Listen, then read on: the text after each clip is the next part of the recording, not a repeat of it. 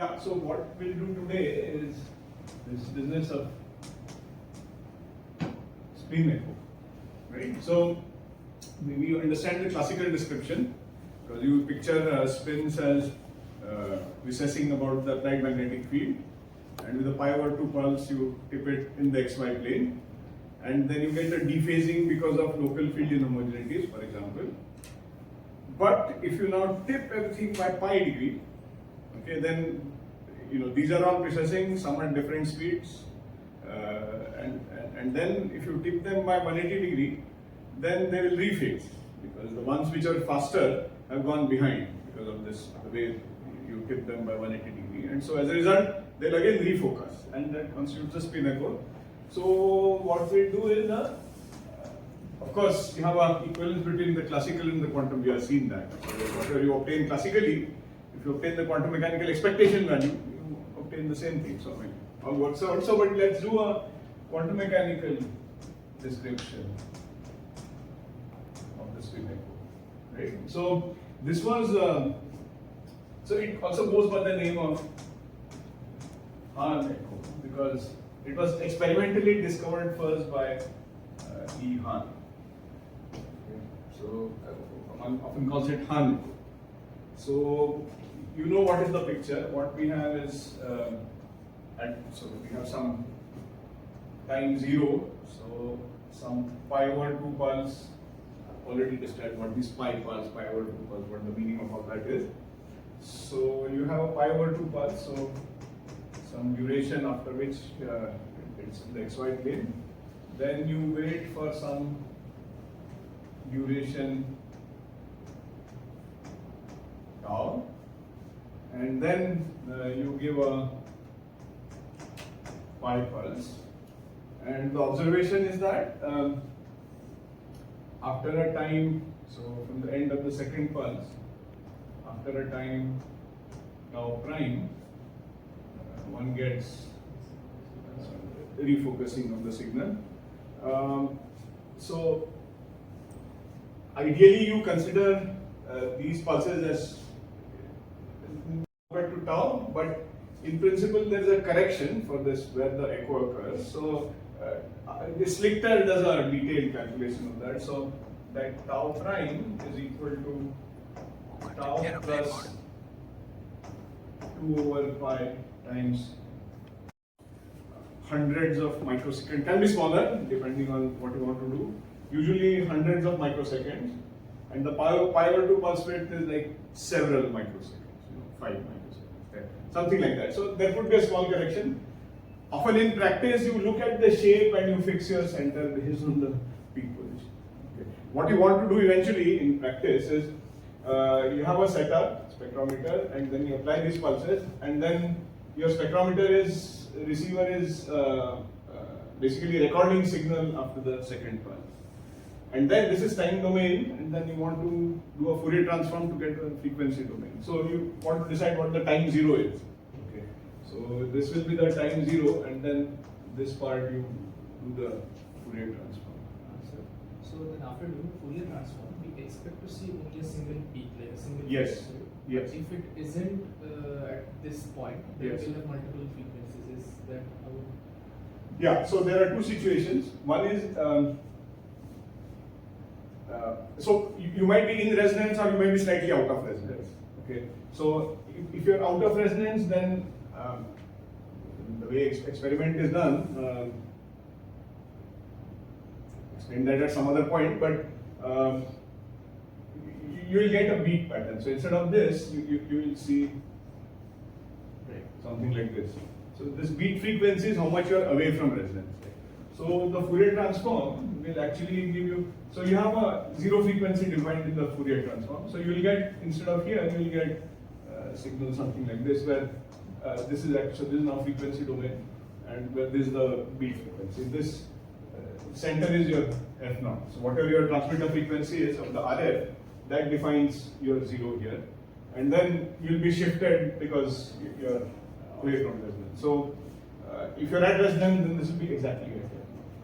So this is one point. You could have not a single resonance, you could have multiple ones. in which case the shape will always be, you have some part beating and some part in resonance. So you might in reality have some pattern of this sort. So you should be able to obtain all of that just by a Fourier transform. Again, from a practical viewpoint, there are limitations in the following way. So I mentioned this in the beginning sometime. So you know, in here is you have RF here.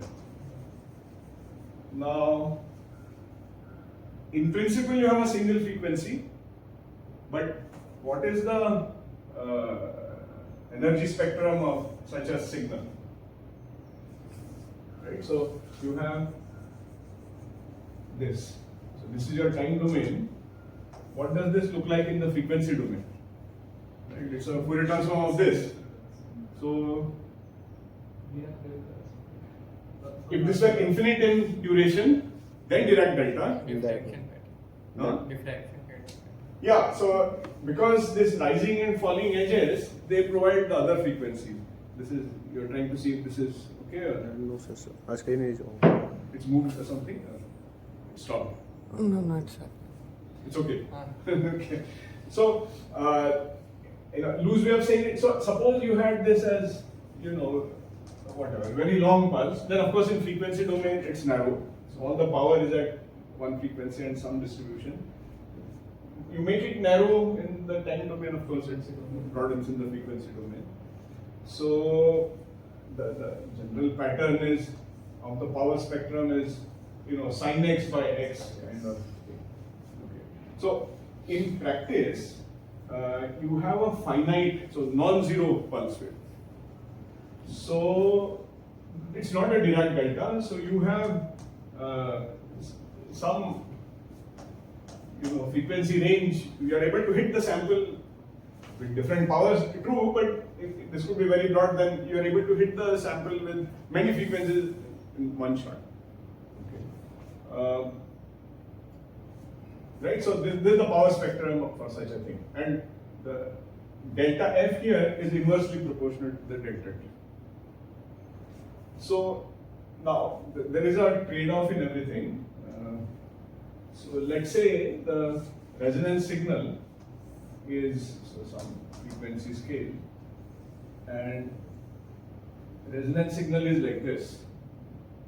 However, suppose your pulse width is such that the power spectrum is only like this. You understand what I mean?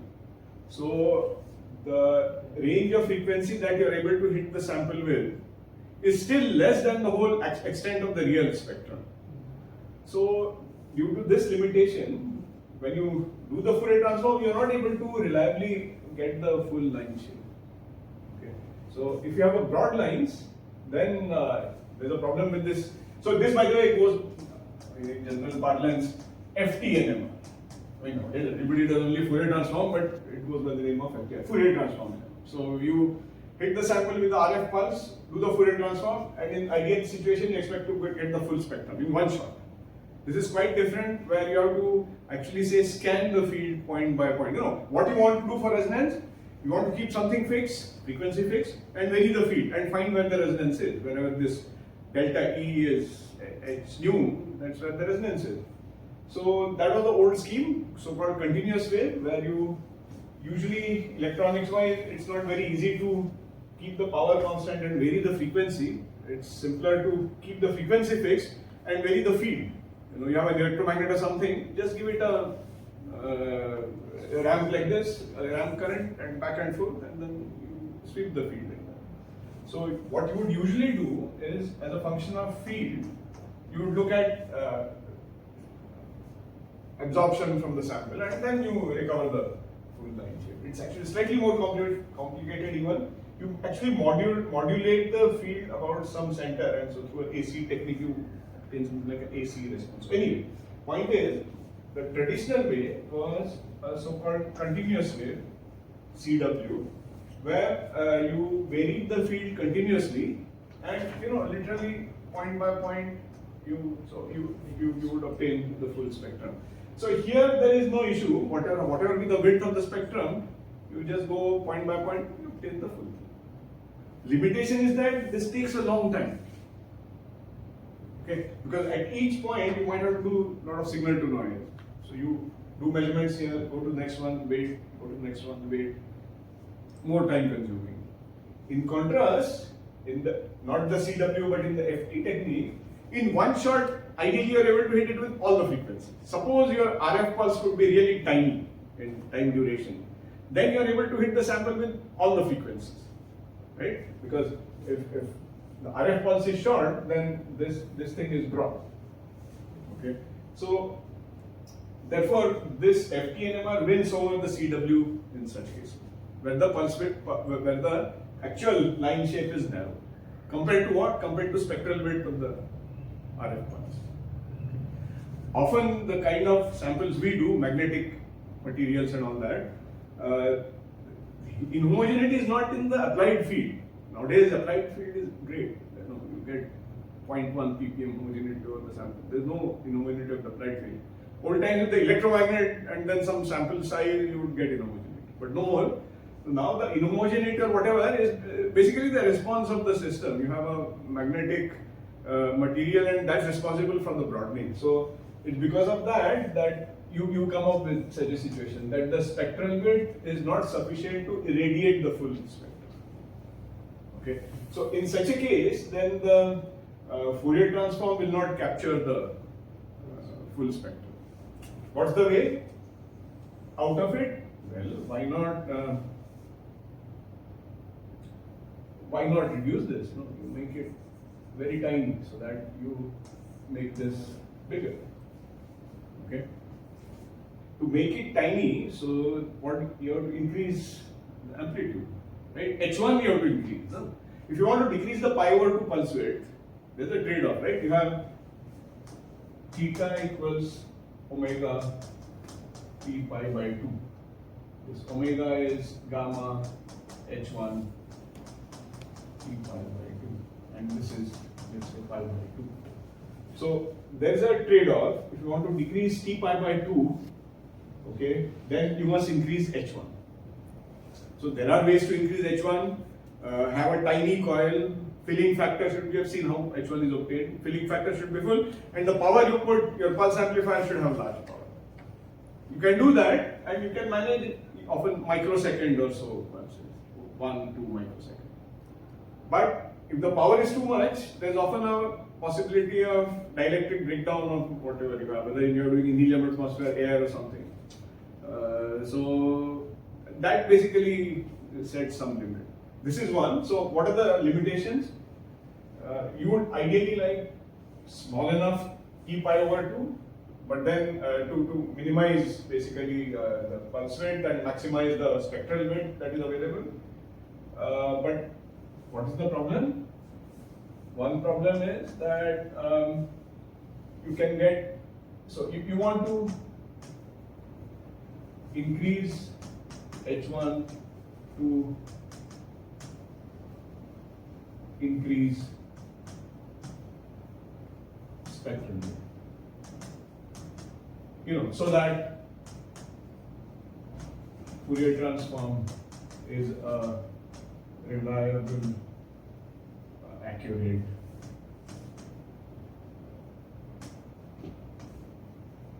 reproduction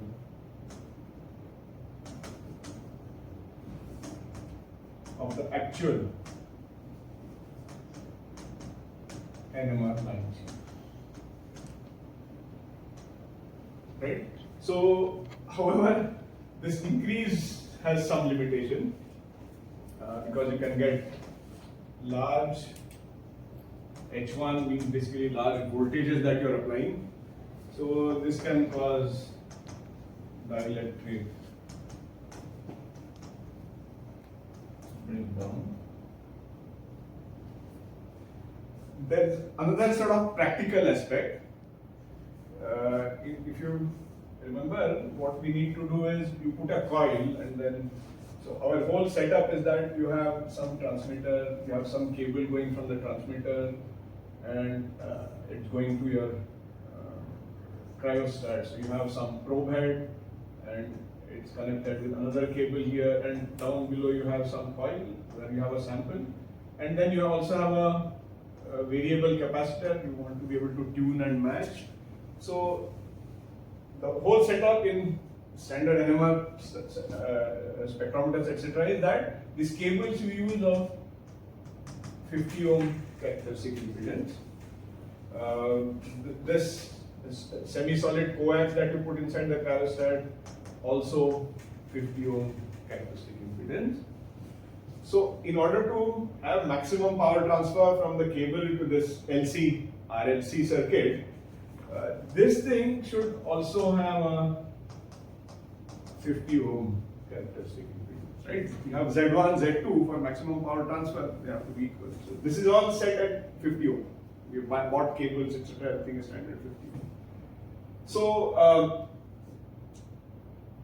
you have this variable capacitor, variable inductor to be able to adjust. So when you adjust as close as possible to this 50 ohm, that goes by the name of matching. You want to match the impedance of your LC RLC circuit to the other parts of the circuit. The other thing you want to do is, of course, it's like a radio, so your circuit must be tuned to receive whatever frequency you are transmitting at. Okay, so the resonance frequency of a simple LC is like omega is 1 over root LC. Okay, oops. So omega is 1 over root LC. So if you want to do at 50 megahertz, then you should be able to change L and C so that that is at correct frequency. At the same time, so there's always one more capacitance. You should be able to, or both C and L adjustable, so that you want to match to 50 ohm and you want to tune to whatever frequency. And then practical way to look at it is, you look at, so if you are not matched, you will not have maximum power transfer, you will get a reflected signal. You are sending RF, you will get something reflected. Okay. So in practice, we are always looking at reflected signal. So initially, before starting the measurement, you want to tune and match your circuit. Okay. So you send RF, sweep RF from one frequency to another, and look at what the reflected signal is. You should get something like this. So you should. So this is the frequency axis. This is the reflected signal. So ideally, your F0 is the frequency that you want to tune at. Then, at that frequency, you should be tuned. So, I mean, there should be no minimum reflectance, and match means really it should be 0. Okay. So, ideally, you should have it like this. In practice, it's often something less. So, you can make do, but to the extent possible, you want to have this. So, nevertheless, so there is a Q of the circuit, right? So you have some width and then F0 by delta F. This is the Q. Remember in H1, this Q also matters. To increase H1, you want more Q. But problem is, if you have more Q, so you have like this very sharp signal here reflected versus frequency. But that also means that any frequency much away from F0, you are not tuned or matched. So that also puts some natural limit on what the spectral width is. So you actually don't want very large Q. So always, some trade-off and so some limitation on the H1. You try to increase H1 too much by increasing Q and all, this becomes narrow, so that decreases the spectral width. So you are sort of otherwise from the H1 point of view and the spectral width, because of the pulse width, you are good. But because of your practical setup here, you have a narrow range over which you are tuned and matched to receive this. Okay, so you have to live with this. So taking into account all this, we are often able to get pi over 2 pulse width of about something like 5-6 microseconds. Depends on the frequency you are working at and all that, but several microseconds. So I mean that's right. Yeah. So even practically, it would also matter like which sample, because there's a gyromagnetic ratio also. Yeah, exactly. So that's the what I meant by frequency is what's the gamma. So if you are because the circuit also changes somewhat. So absolutely. If you are looking at proton, it's some 42 megahertz per Tesla. If you are looking at yttrium, it is some 2 megahertz per Tesla. So in 1 Tesla, one is at 2 megahertz. Already signal is weak because of the Boltzmann factor. With proton, the signal is huge. Again, mostly because of Boltzmann factor. And then these things will also change. RF amplifier output. So nowadays good ones. So ours, for example, this Tomco ranges from 5 megahertz to 300 megahertz, and they claim almost uniform power, so almost flat. Even below or above, it doesn't fall off very rapidly. So yeah, there are all these electronics limitations. So finally, with all that, so what you said is absolutely right. So for example, we are often doing this 89 atrium, which is something like I think 2.2 megahertz per Tesla. And in this, we are able to get more like 10 to 15 microseconds. Okay. On the other hand, lithium or phosphorus that you have been measuring, which is 17 megahertz per Tesla, so 8 times this, you are able to get 3 or so microseconds. So yeah, it depends on these things also. Sir external magnetic field जो हम लोग apply कर रहे हैं 9 Tesla या 1 Tesla उस पे भी सिग्नल का इफेक्ट पड़ता है. हाँ, remember you have, why do you get a magnetization? Consider spin half. Why do you get a net magnetization? Because there's a population difference. Your NMR signal depends on the population difference. Population difference depends on what? Excitation.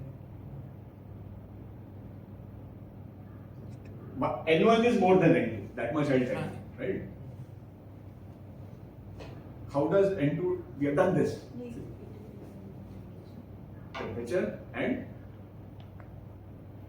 Temperature field. applied field in what way? The DC. Of course, the DC one. Yeah. So in steady state, so without the RF, I mean that's what will determine the magnetization. What is N1 minus N2? Remember? Because RF just causes the transition. RF is just for transition. Yeah. Until you have an initial population difference, you will not get transition. So this is the first thing. So what gives what is the ratio of N2 by N1? Boltzmann. Sorry? Boltzmann. Boltzmann. No? Forget? e to the power.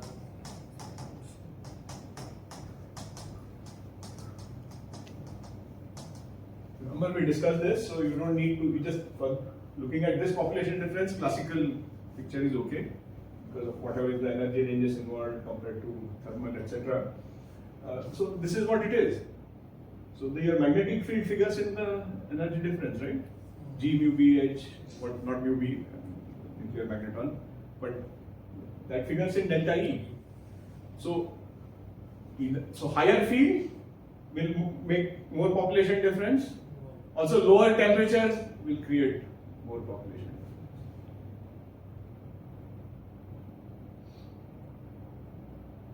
Right? Yeah.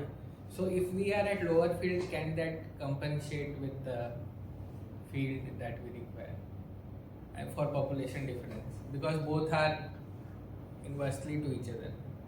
Suppose we have a sample, for example, and the transition is going off, as we saw that after 1 Tesla transition is gone. So if I want to do at 1 Tesla the measurement, so at low temperature is it possible?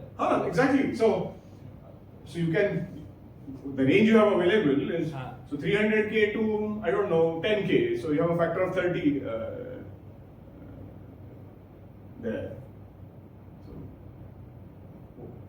So अपने probe का भी कोई limit है megahertz के terms में? Can it go to 20 megahertz और something? वो तो कॉइल पे डिपेंड कर रहा है, बट प्रोब का कोई लिमिटेशन नहीं होता है ना. I mean, you have what L and C that you put that will determine the resonance frequency. Okay. So there is some limit based on that, but we are able to do from all the way from 15 megahertz to whatever 200 megahertz. Right? So population difference depends on magnetic field, of course. So Boltzmann factor, delta E by T. Okay, so lower the temperature, higher will the signal. As you have seen, when you measure, if you go down in temperature, the signal improves. Two things. One is basically because of the Boltzmann factor. The Q also improves, the resistance goes down, whatever coil. So the Q also improves at lower temperature. So that plays a small role. Mostly it is this one. Okay, then another related question. How does this, this gives rise to a magnetization, right? Nuclear magnetization. How does this vary with temperature?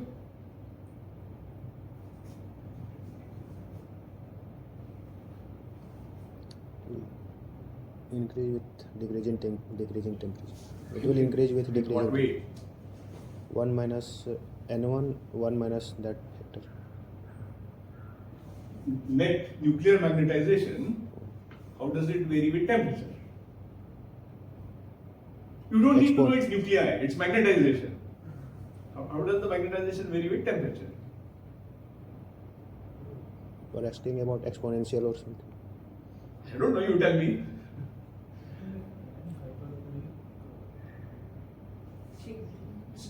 Let's say simple, I mean, are these interacting moments? Your nuclear moments. They are localized. They are non-interacting, right?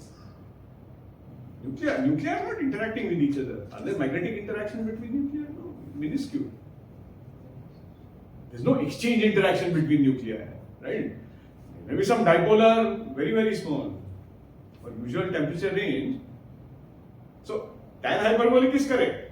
But you can further, you remember where the tan hyperbolic comes from? Brilliant function. Just tan hyperbolic, just basically the Brillouin function, and then if you take spin half, then you get this tan hyperbolic, right? Now, you always apply this limiting condition. You are in the high temperature, low field limit. You almost always are in the high temperature, low field limit. So you get the Brillouin function or tangent hyperbolic for spin half. But that is for paramagnetic region. We are paramagnetic. That's precisely the point I am making. Are the nuclei interacting with each other? Which means what? They're paramagnetic. There is no ordered magnetism. Nuclear, there's no ordered nuclear, not in the temperature ranges we measure. Okay, I don't know, millikelvin and all, you start building some dipolar and then maybe things will happen. Okay, so paramagnet means what's the temperature dependence of magnetization? You're doing magnetism superconductivity. The susceptibility goes inverse. What's it called? The Curie law. So that's it. This goes as, it's a Curie law. Nuclear moments will also follow a Curie law. Paramagnetic, right? So you are in this mu by kBT small compared to 1. So ideally it comes out to be a Brillouin function for spin half, some tangent hyperbolic, but all the moments are very small, nuclear moments, 1,000 times smaller than the electron moment. Okay. So any typical temperature ranges you consider, even millikelvin to hundreds of Kelvin, this is valid. So the Brillouin function reduces to a Curie law. Susceptibility, susceptibility. Certainly. Right, so susceptibility follows a Curie law. Nuclear susceptibility will follow a Curie law. Okay, so what you are measuring here is basically finally the nuclear magnetization. No, you are doing some pi over 2 pulse, this and that, but the intensity of the signal is what's the nuclear magnetization, isn't it? So if other things, electronics, other technical things are remaining the same, the intensity of the NMR signal, okay, should vary as, you are at a fixed field, should vary as C by T. Okay, so often we plot, so you do a spin echo or a FID or whatever, so you have some total integral of that, so you get some intensity of the NMR signal. So often one plots intensity times temperature versus temperature, and it's a way of sort of ensuring that you are always picking up all the nuclei. So if everything is good and not too much change of Q and matching change with temperature, none of that technical things are happening, then intensity times temperature versus temperature should be constant. Okay. So this is often a measurement you're separately measuring. There are a lot of technical things. Did you change the gain of the amplifier going from one temperature to another? Did the matching change? Did something else was played with? So all those things apart, this should be valid. It should remain constant with temperature. So this is often done, especially where you have things which show magnetic order. Then you try to measure this, and ideally, so intensity times temperature versus temperature should show something like this. Often, when you are close to a ordering temperature, now ordering not the nuclear moments, ordering is the electron moments, okay? Then you have, so in paramagnetic regime for the electrons again, high temperature you have fast fluctuations, and these slow down as you approach a transition temperature. What happens there is that two, three things. In the ordered state, you can have a strong internal field. Hundreds of Tesla can be, right? You calculate that often. If you have 1000 K, like iron, 1000 K ordering temperature, what field does that correspond to? J, right? Exchange coupling. So the field it corresponds to is very large. So in practice, it's true. You get those large fields. What it means is that you're doing the experiment at some 8-9 Tesla. In the ordered state, the internal field is much more than the external field. So your resonance frequency has shifted out of your window of observation. So you will just lose all the signal because you're not able to measure it. It's moved out of your window of observation. This is one effect, that just your window is limited to 100 megahertz plus minus 1, 2, whatever it is. And with this internal field of 20 Tesla or something, it just moved to some 200 megahertz, 300 megahertz. So you're out of observation. Okay? So you lose all this intensity. This is one thing. And near the ordering temperature, another effect is that usually this is captured, the transition is captured in this low energy dynamics.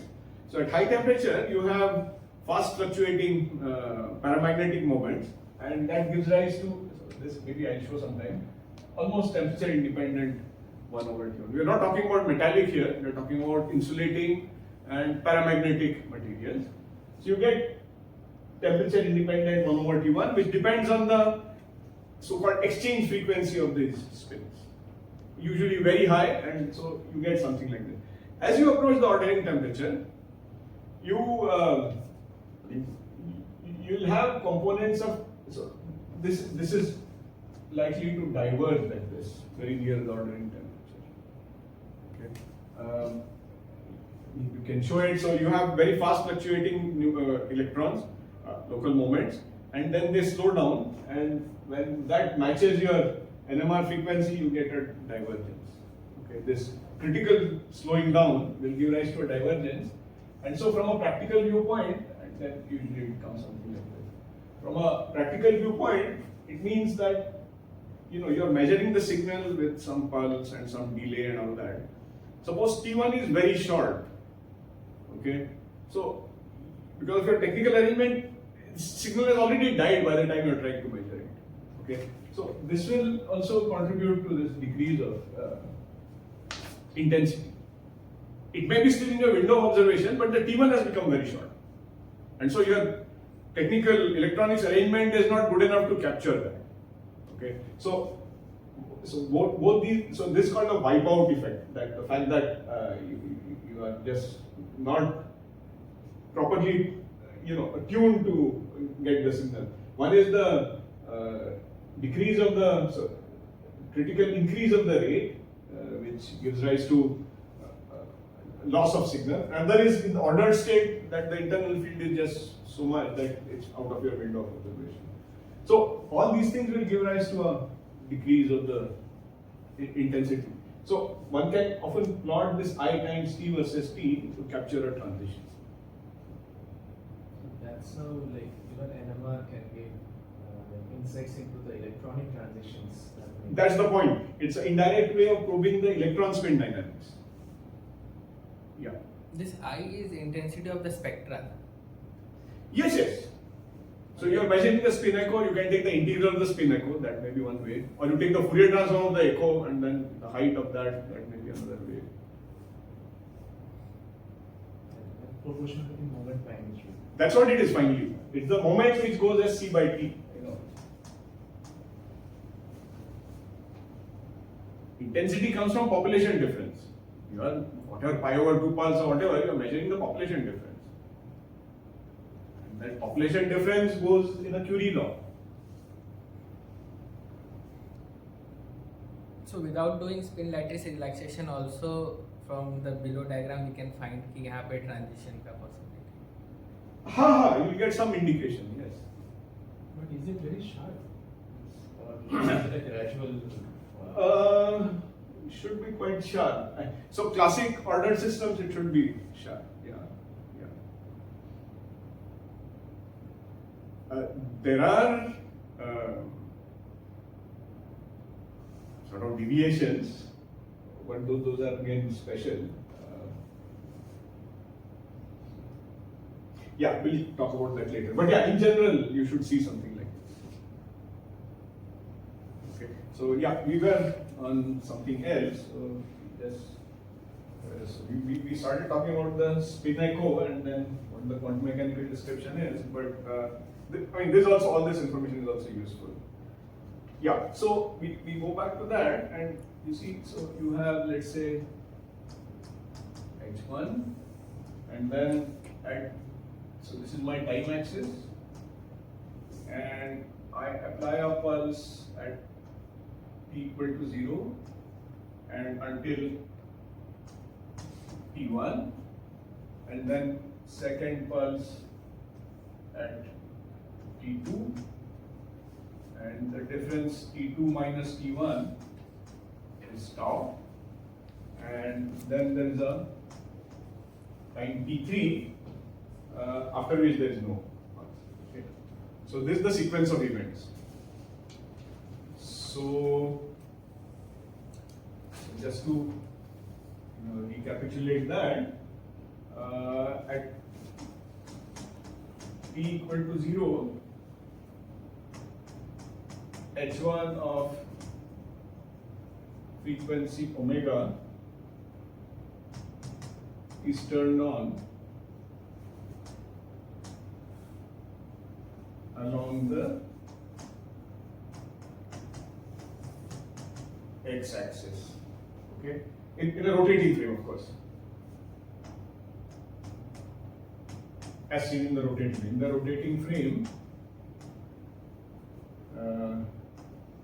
so it's at minus omega k. Remember, the minus sign is needed the way we work things out. So this is first thing, and this duration is, of course, it's going to be that of a pi over 2, right? This duration of the pulse is sort of loosely write is t pi by 2. We know what it means. So the magnetization at the end of this is in the xy plane. Okay. Then second point is that from T1 to T2, spins precess free, right? So there is H1 up to here, T1, then between T1 and T2 there is no H1, so spins will precess freely. Then again, third step is between T2 and T3, again you have a H1 field and duration is pi pulse, right? So at T2, another pulse is applied.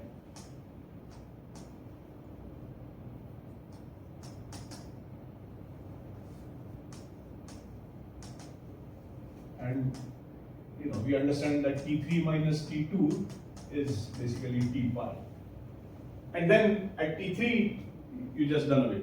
Okay? There's no more pulse. Again, so next. After T3 again 3 pieces.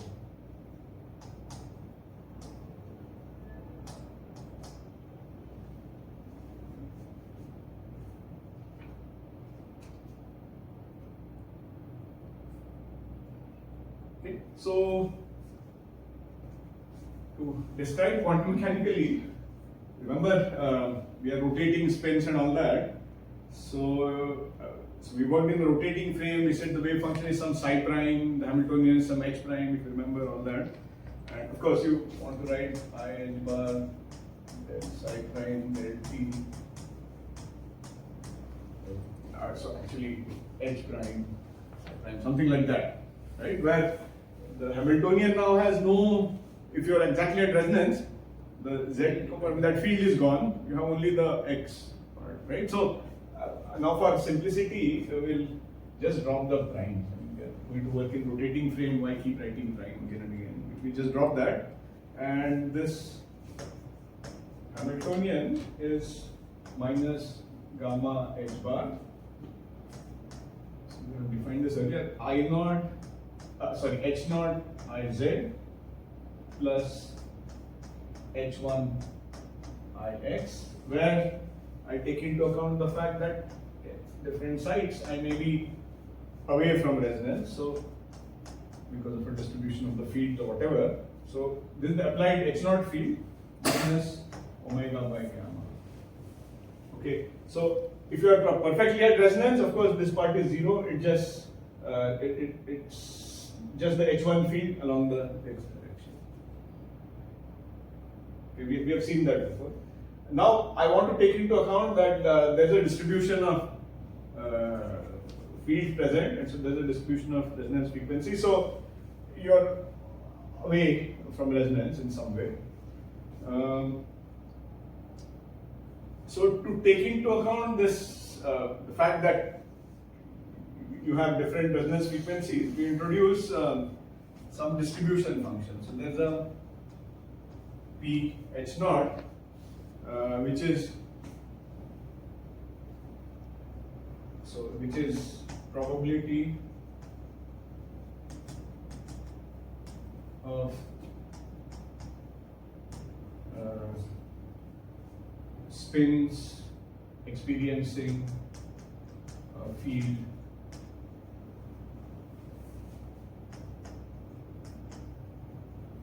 between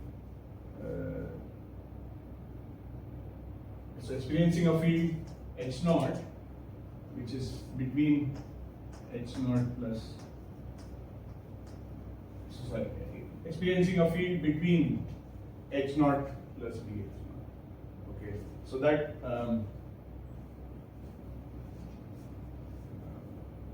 the number of spins, it is just total number times ph naught.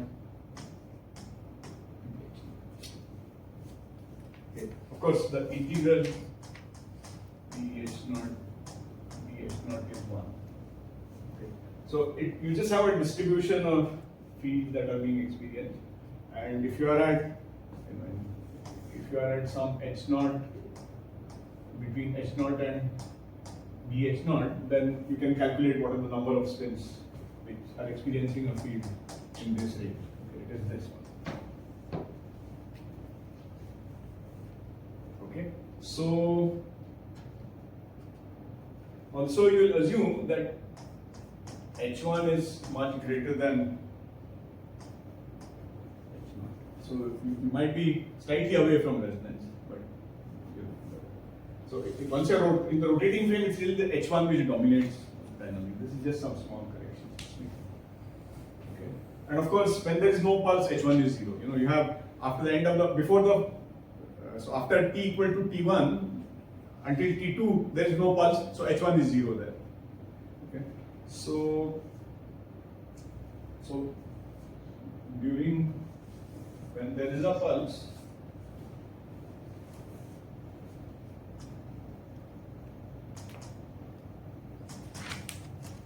when there is an RF pulse, okay, then our part of the Hamiltonian, so other than the H0. So we are ignoring that part now, and we'll take that into account in some other way. Is minus gamma H1 Ix, right? So when there is a RF pulse, this is what the Hamiltonian is. Okay, because remember, full Hamiltonian is actually this, but when you are applying a RF pulse, then we say that this H1 is much larger than H0, and so I just drop this, I just keep this one. On the other hand, when you're not having a RF pulse, so in this range here, right? So in this range, so here H1 non-zero, here H1 equal to 0, here again H1 non-zero, here again H1 equal to 0. Right? So when H1 is non-zero, that was my Hamiltonian with the Ix, H1 Ix. Similarly, when in between the pulses, when H1 is 0, there again I need to just write down what Hamiltonian is.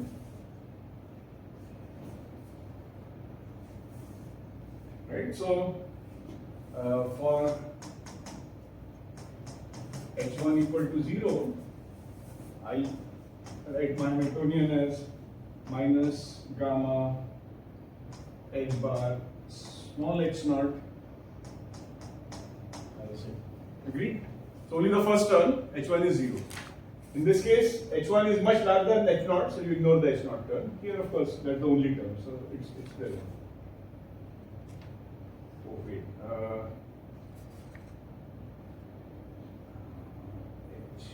H bar. I miss an H bar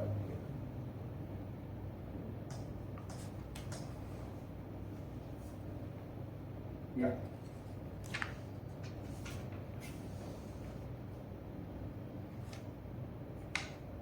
Okay. So, time evolution of the wave function, we can write during, so from t equal to 0 to t equal to t1. You know the Hamiltonian acting. You know psi 0 is, let's say, wave function at t equal to 0. So, what's the time evolution? E to the minus I h e by h bar psi naught. So I can apply at various stages between 0 and t1, because I know the Hamiltonian in different regions. Between 0 and t1, this is the Hamiltonian. Between t1 and t2, it is this. t2 and t3, again this, but with special condition, what is the gamma h1. And after t3, it's again back to this. So I can write the evolution, so starting with psi 0, how the wave function evolves, I can easily write down.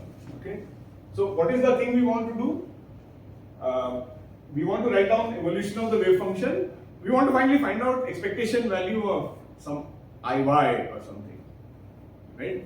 I want to know what the magnetization is. I have a pulse sequence, something like this.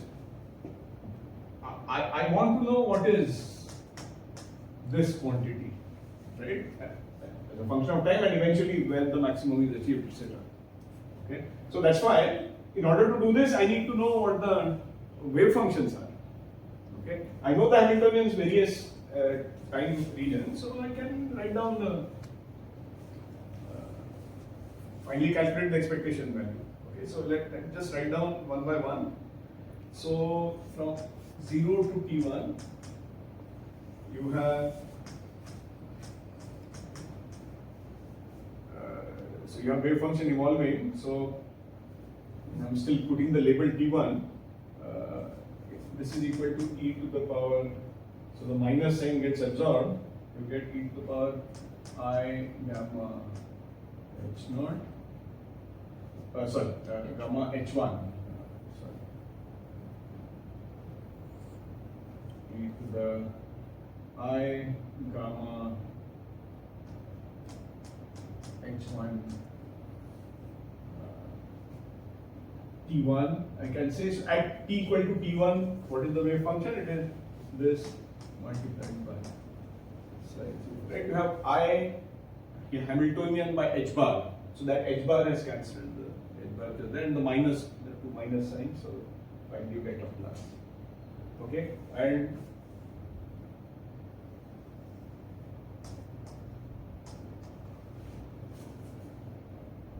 what is this?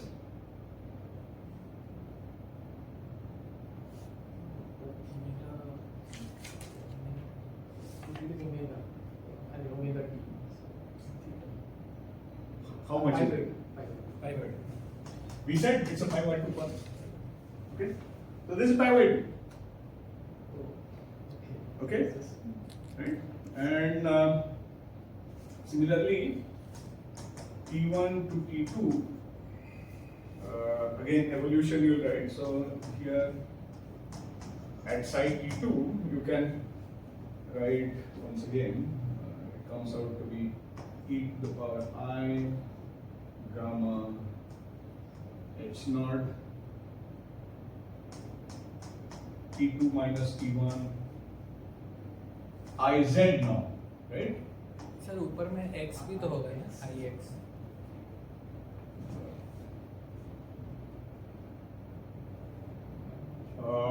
IX, IX, sorry. IX, yeah, sorry. It's a 5/2 rotation around the x-axis. Okay, so this one has a IZ, remember, and of course side T1. And of course, we would write side T1 in terms of size. Okay, anyway, so this is the case. So again, for ease of writing, we can define such a rotation operator, which is e to the I theta ix.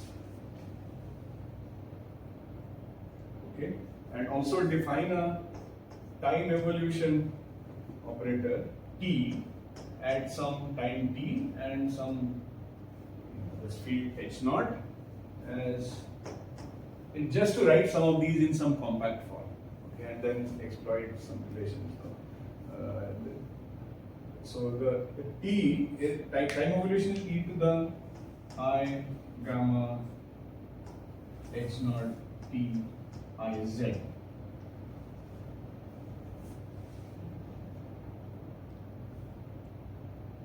Right, so this is rotating whatever it is around the x-axis, and this is evolving with time in some field h naught.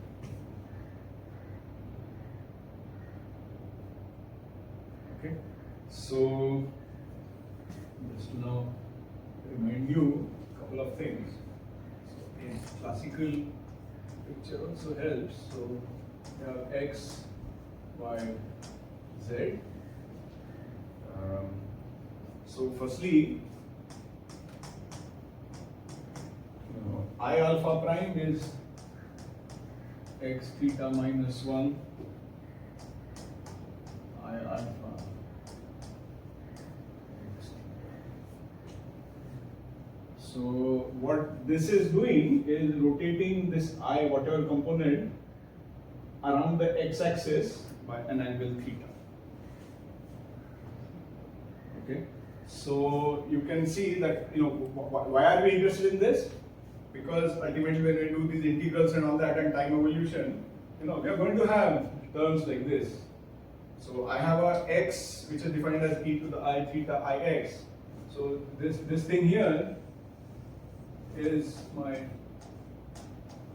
x theta. Okay, and then ultimately you want to calculate expectation value of something. So you're going to have psi star I psi. So in that you're going to get terms like this. Okay, so that's the reason we are wanting to find this out. So for example, we wanted to suppose you have IY here. Okay, and let's say your theta is pi by 2.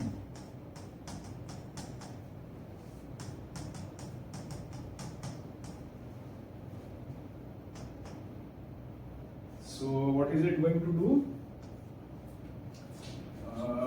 you have Iy, so you have initially something pointing like this.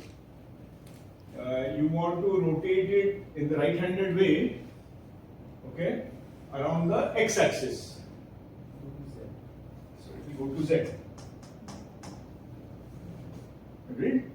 So likewise, if you have Iz here, then I mean you can actually, you've seen this before, you can calculate separately, but classical equivalence you very quick to see. So if you have Iz, you rotate it by 90 degree about the x-axis, you will get minus Iy. So minus Iy. Okay. Similarly, if you have Ix, it will remain Ix, right? Obvious. Okay. Likewise, you can do for angle pi also. If theta is pi, as you see, if theta is pi, then Iy will go to minus Iy. Iz will go to minus Iz. Okay. So we can write these various things down. Okay. Now,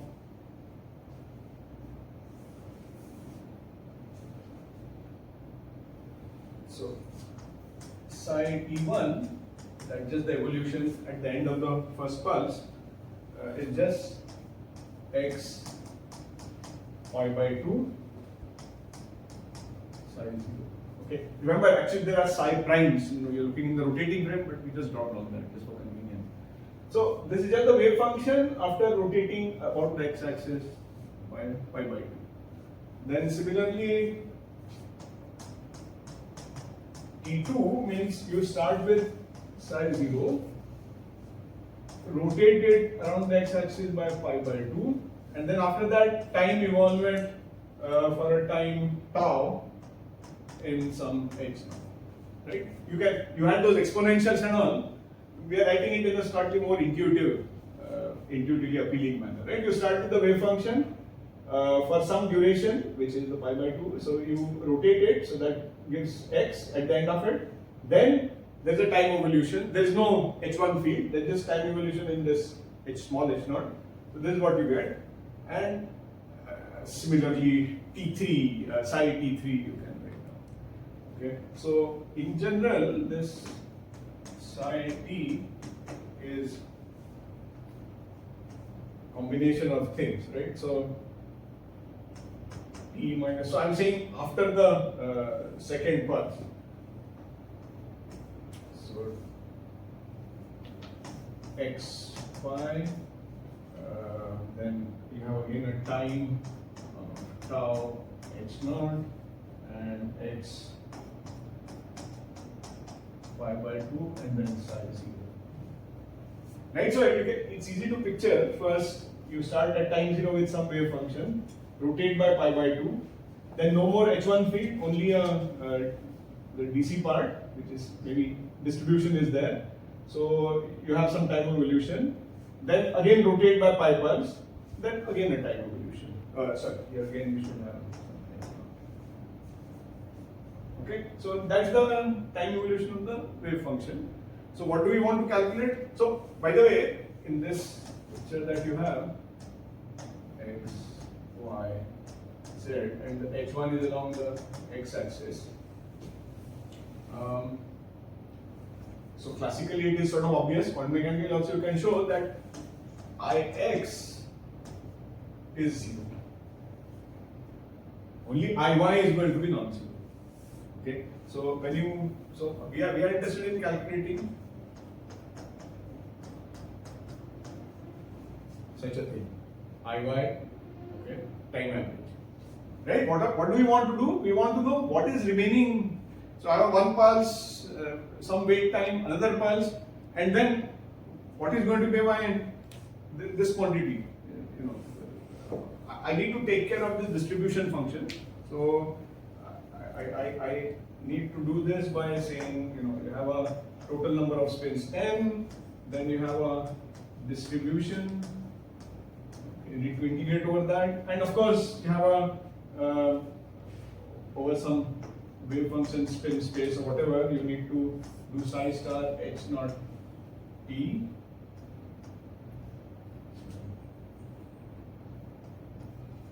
iy psi h naught t d tau I. This is some volume element in the spin space, right? This is what we want to actually calculate. Sir, Yeah. so IH is a constant, right? Rather than being exactly 0. Zero. But like when we send the pi by 2 pulse, it Huh. aligns with the Hmm. the XY thing, it will align maybe with the x-axis. So if you look, so classically, it will precess about the x-axis. Right. So you will never have anything along the x. There will be a component, like should be a component. So at resonance, the h1 is gone, so it is precise. So there is no angle. Now you are taking care of a distribution. Ultimately, you can show that the distribution thing is taken care of. This h naught. Right now, there is a problem. We don't have a h naught, and so somehow to do this integral, we'll be able to eliminate that h naught. So for now, if you think just at resonance, then there's not going to be any x component. There will be only a y component. It's supposed to be YZ plane. Yes, yes, yes. Right. So we want to evaluate this thing, and I mean we have set up everything properly. So I just need to do. So I have time dependence of the wave function written here. Okay. So I just need to put this big thing. So you do a psi star, that will do a e to the minus 1, x to the minus 1, right? Because these are exponential operators. So complex conjugate, just minus there. So in the psi stars will become p minus 1, x minus 1, p minus 1, x minus 1, and psi star 0. And likewise on the other side, you need just psi, so you just write the full wave function. The And order will also change after order will change, yeah. So this will now be that side. So we need to take care of these things and finally evaluate it, right? So we just run through a couple of the steps.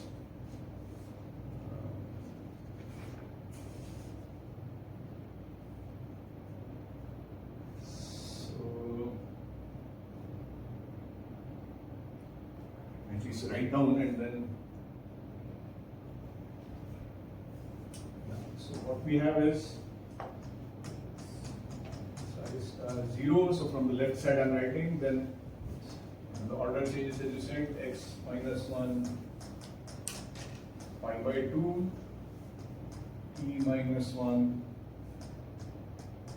tau h naught, and then the pi pulse. So x minus 1 pi, and then again some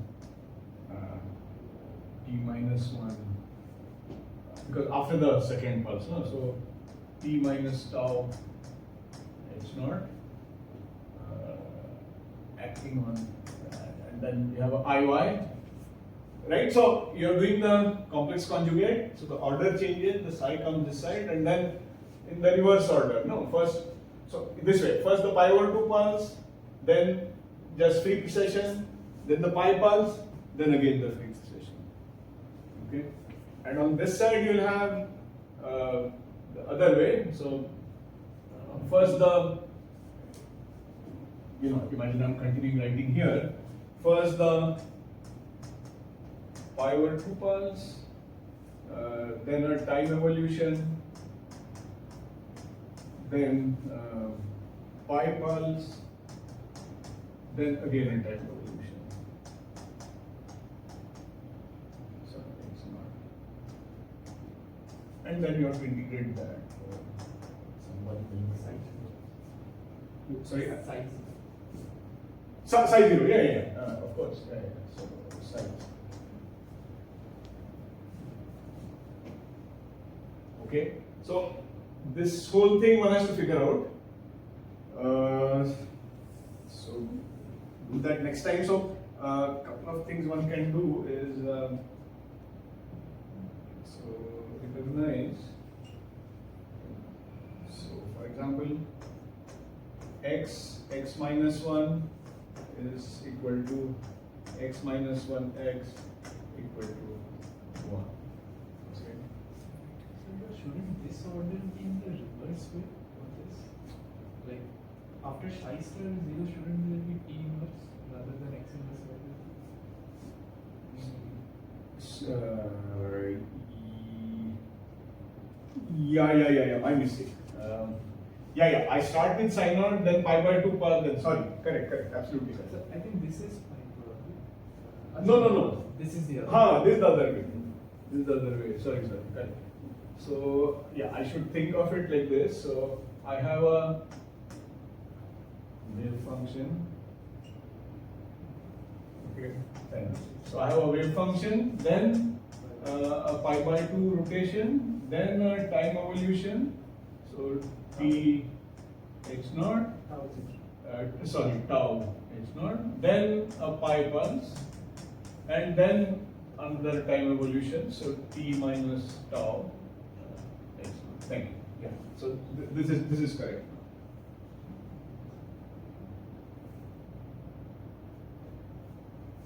Okay, so we have these identities, and what we'll do is this one we will insert before IY and also after IY, because we want to exploit some relations there. So when you do that, what will you get? You will get x minus 1 IY x. Right? Oh, also pi, right? This is the pi, angle pi.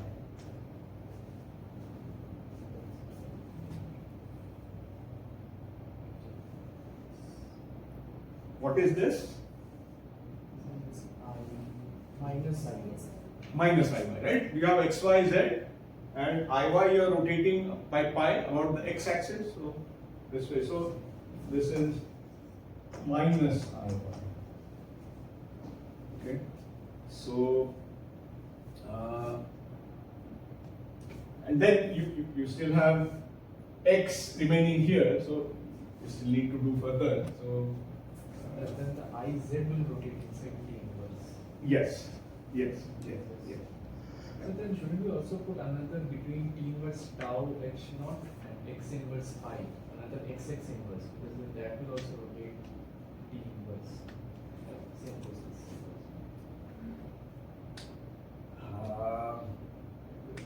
The one rewrites part of it slightly differently. Maybe there are multiple ways to do it. Yeah, there may be multiple ways to do it. So you use this to put IY, then just recognize.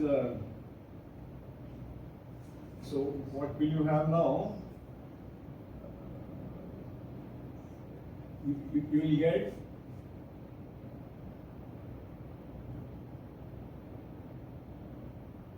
so on the when you put this x inverse x, I get a x here, right? So probably an x inverse. X inverse, sorry. So x and x inverse, so x inverse. Right? So I put x inverse over here and over here. So the x inverse, I'm just showing over here, the remaining part is done here. So I have a x inverse T x.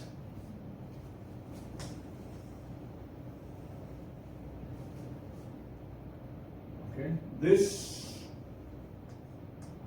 one can show is actually T inverse T minus tau. Okay, just by using some identities, one can show this. That IZ inside becomes minus IZ. No, IZ inside becomes minus IZ. Remember, this will have IZ. Okay, so you can explicitly put it and show that. So x minus 1 T x with a pi rotation becomes T minus 1. Okay, because as he says, you have a IZ here in the exponential. because you are dealing with the h naught, so you have a iz. Okay. Now that changes sign, so it becomes a t minus 1. This is one. Then the thing was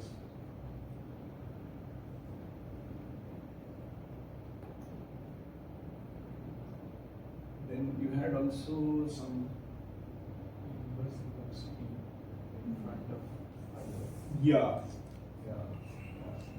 So you can try to work out, it's also done in Stricter of course. So fairly straightforward, just how the rotations are, how things change. So this finally looks like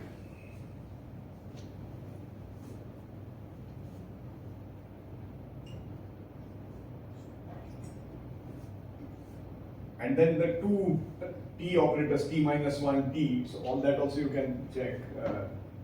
So you get finally Iy total, is at t equal to 2 tau, looking at a special location in time. This works out to minus n. The minus is because that Iy became minus Iy, and then you have a ph naught, bh naught, and the remaining part looks like psi star 0, x minus 1 pi by 2 Iy times x pi by 2 psi 0. Okay, so you had all these so many terms, and then you just reduce, and then finally you come up with this. Okay.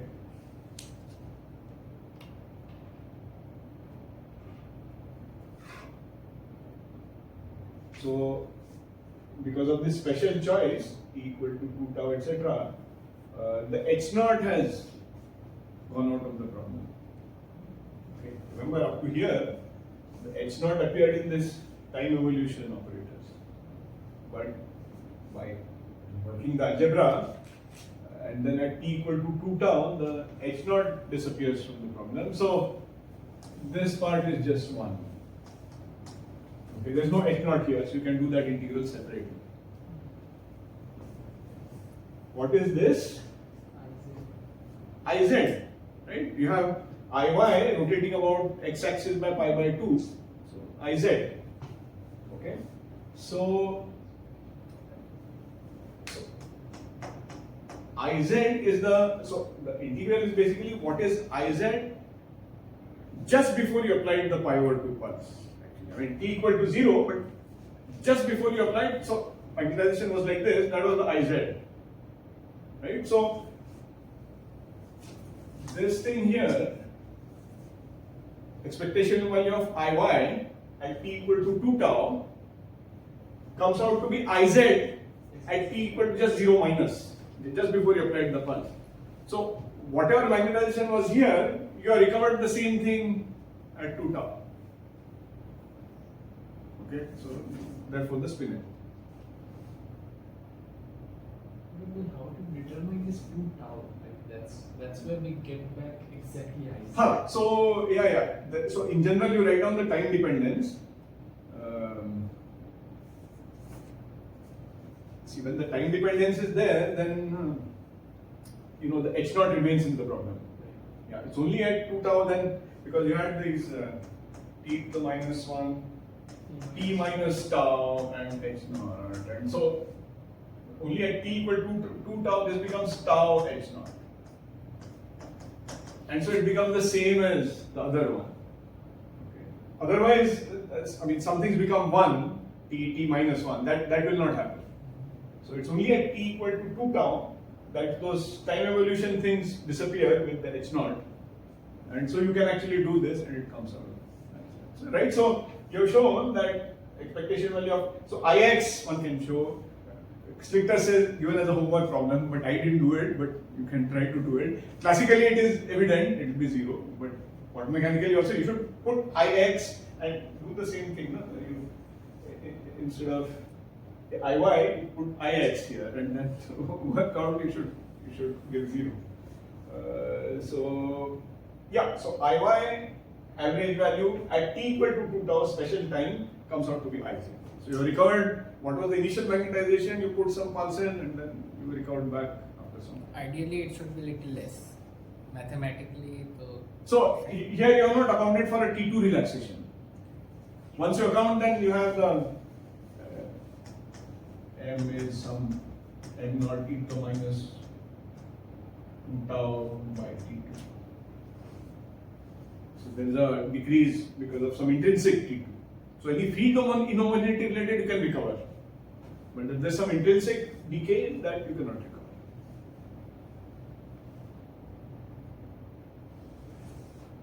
Okay, so yeah, this is done. Oh, I missed the, not missed, I mean I wrote down, there's a minus sign, huh? So there's a minus sign. So if your FID is like this, echo is good now. You can verify that in a spectrometer, actually do the experiment. Okay, so you have Iz, then Iy at the end of 2 tau becomes minus I. Okay, the minus sign is there. We had a Iy, x minus 1 and all that gave a minus Iy, and so that continues and you end up with a minus. Okay, so next week perhaps we'll do now in metals, for example, what is this night shift, relaxation, how does that happen, how are they connected, and so on. so night shift तो insulators में भी होता है ना? Technically, the word night shift is used only for metals. Otherwise, it's called a shift.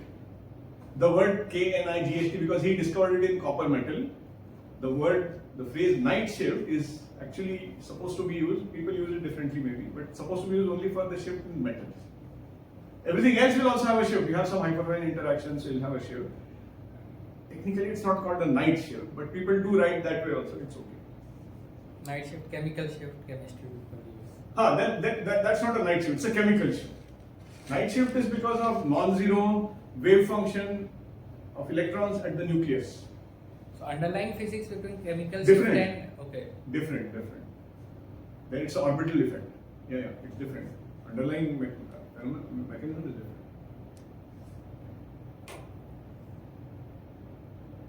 Yeah, you can probably, it's not already off, you can. It's done.